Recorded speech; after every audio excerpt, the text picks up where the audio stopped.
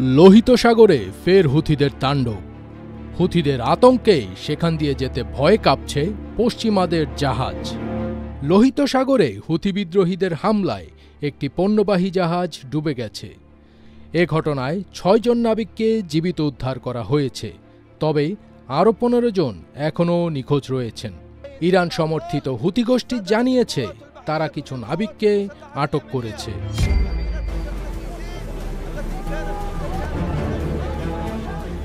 Eternity C নামের লিবারিয়ান পতাকাবাহী cargo জাহাজে মোট ২৫ জন নাবিক ছিলেন।